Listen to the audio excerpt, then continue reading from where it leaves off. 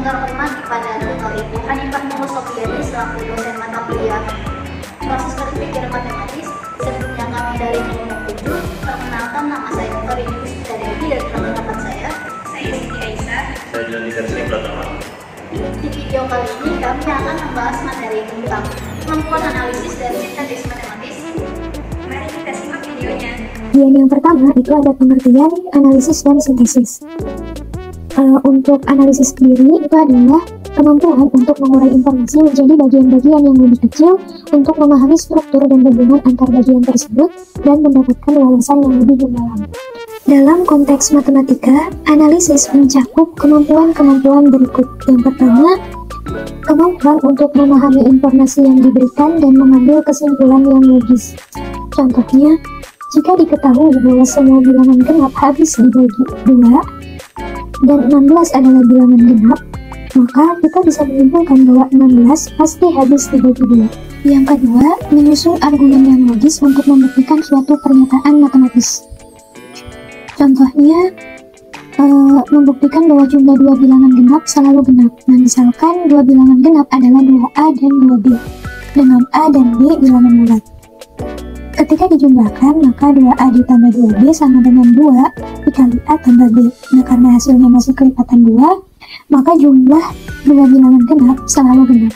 Yang ketiga, memeriksa kesahihan argumen, yaitu mengevaluasi apakah suatu pernyataan atau pembuktian dalam matematika benar atau salah. Contohnya, argumen jika X kuadrat sama dengan 9, maka X sama dengan 3.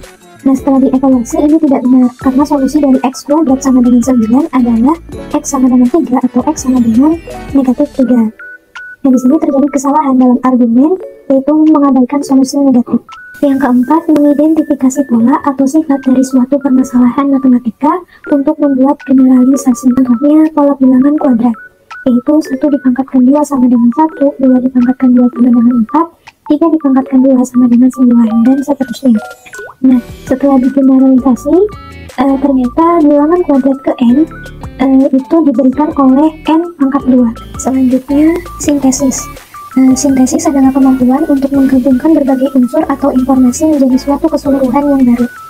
Dalam matematika, kemampuan sintesis mencakup yang pertama menghubungkan objek, yaitu mampu mengklasifikasikan objek-objek yang memiliki sifat sama untuk menyelesaikan persoalan matematis.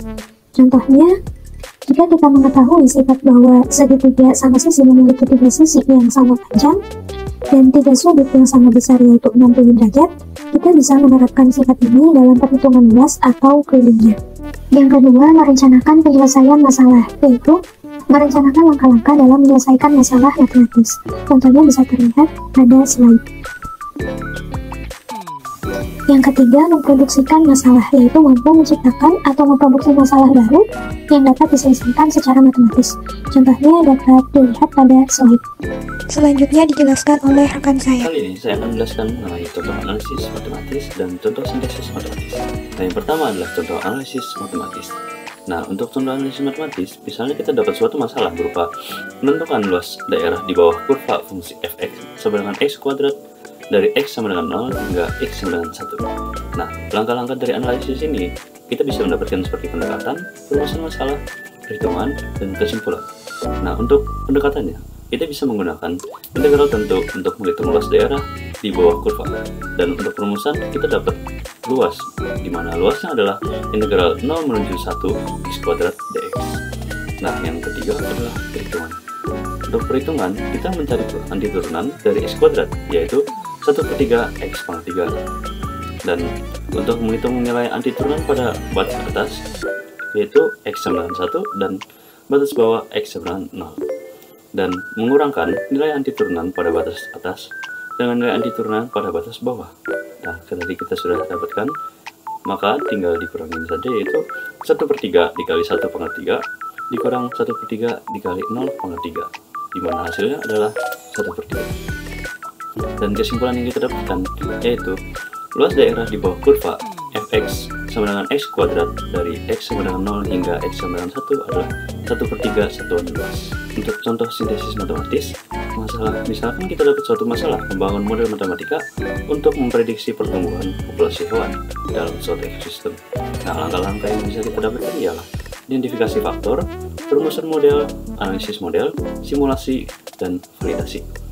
Nah, untuk identifikasi faktor, menentukan faktor-faktor yang mempengaruhi pertumbuhan populasi seperti kelahiran, tingkat kematian, dan sebagainya. Lalu selanjutnya adalah perumusan model, menggunakan persamaan diferensial untuk menggambarkan hubungan antar faktor-faktor tersebut. Lalu ada analisis model, berupa menganalisis sifat-sifat model seperti keseimbangan, kestabilan, dan perilaku asimptotik.